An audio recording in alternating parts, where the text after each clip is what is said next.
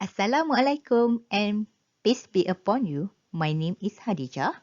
In this video, we are going over the topic of sampling design in social science research, part 3.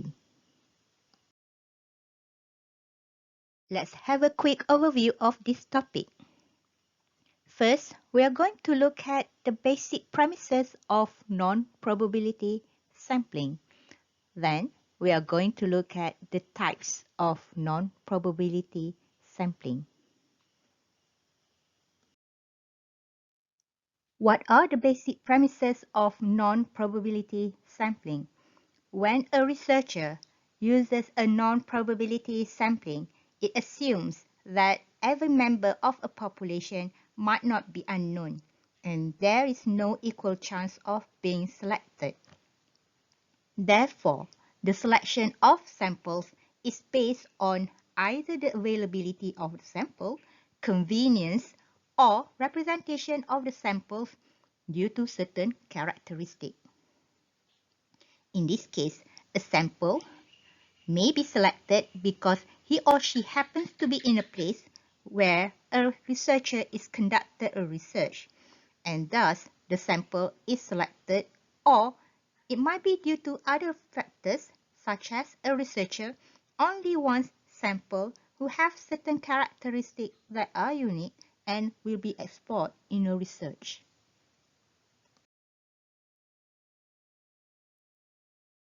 There are 4 types of non-probability sampling. First, convenience sampling. Second, snowball sampling. Third, quota sampling. Lastly, purposive sampling. Let's have a quick overview of each of the non-probability sampling now.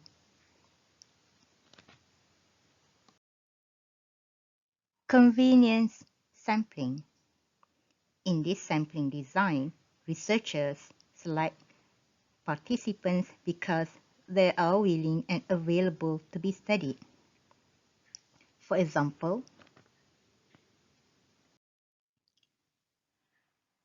let's say a researcher wants to study teachers' perception on the implementation of 21st century learning strategies. While attending a conference in which most of the attendees are teachers, this researcher uses this opportunity to distribute a set of questionnaires to the attendees who are teachers. This is a classic example of convenience sampling in which a researcher uses available people who happen to be in a place as samples. Data is gathered from those who are willing to give their responses of the questionnaire.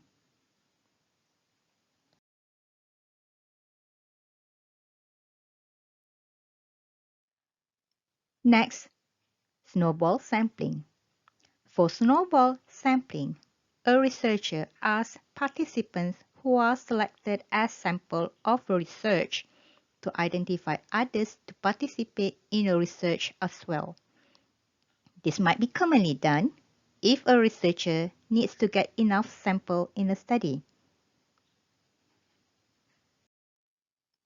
Let's say there is a researcher who already have a person or individual as a sample or participants. Later on,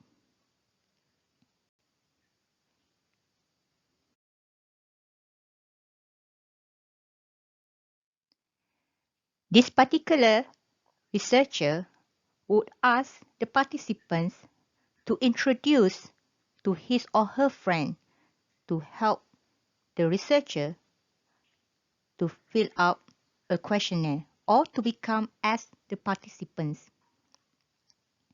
And this participant will introduce the researcher to his or her friends who will later on become other participants. And this process will be snowball into another group of participants which will be identified through recommendation from one participant to another. For quota sampling, a researcher selects participants through certain ways in which they divide the population of interest into strata or groups of individuals that are similar in some ways that is important to the response. In this case, it might look similar with stratified sampling, yet the main difference is in quota sampling, the selection of samples does not according to the proportion of subgroups in a population. For example, if the proportion of a subgroup such as race in Malaysia is 50% of Malay, 15% of Indian, 15% of Chinese, and 20% of another minority race,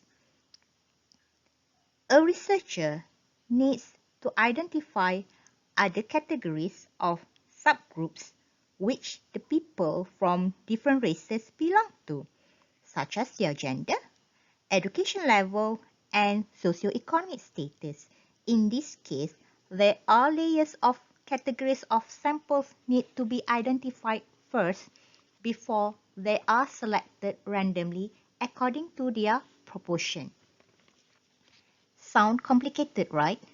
So that is why a researcher who uses quota sampling will determine the proportion first and select the samples based on that. Next, we are going to another type of non-probability sampling, which is purposive sampling. In this case, the selection of the participant is based on characteristics of a population and the objective of a study. It is also known as judgmental sampling or selective sampling. For example, a researcher wants to explore the experience of teachers who had undergone training with teachers for Malaysia.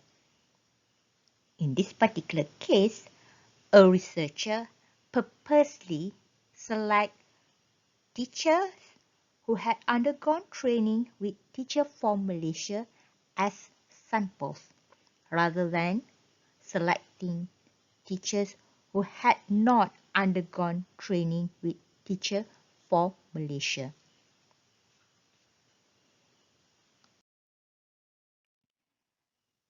We are going to continue with several types of purposive sampling design in the next video.